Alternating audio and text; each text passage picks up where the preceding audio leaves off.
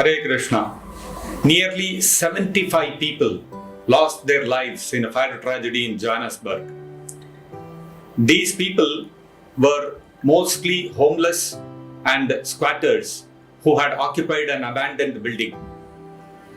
This building had become overcrowded with these people and they had put up shacks within the building. And because it was cold, allegedly somebody lit a fire to keep himself warm. And that fire went out of control and engulfed the whole building. When the fire broke out, the people could not quickly run out because all the passages were all blocked. And eventually, almost 75 people succumbed to the fire.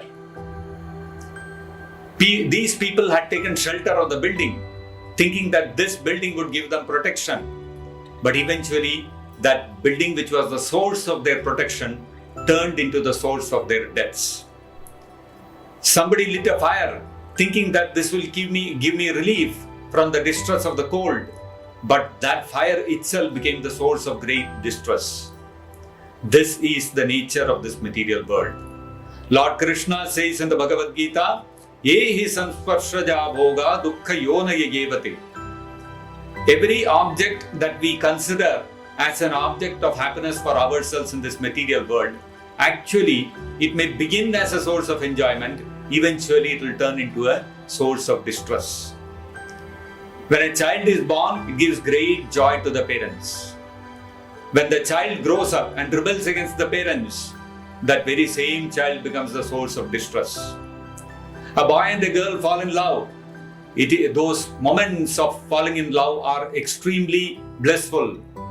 But eventually when they break up, that very same relationship turns into a source of distress. A man and a woman get married. The moment of marriage is of such pleasure, it is celebrated. Thousands of people come together to express their joy at the coming together of the man and the woman. And when they finally divorce, again, the same relationship becomes a source of distress. So a wise man, Krishna says in the Bhagavad Gita, is not one who seeks these pleasures within this material world in objects and relationships which will eventually become sources of distress, but rather the wise man looks for a relationship which is eternal and which will never turn into a source of distress. Does such a relationship exist? Yes.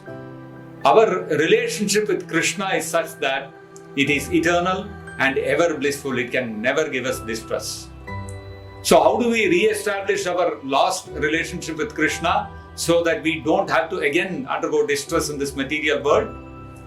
That is the subject matter of the Bhagavad Gita. Therefore, read the Bhagavad Gita, chant Hare Krishna, establish your relationship with Krishna and enjoy eternal happiness. Thank you. Hare Krishna.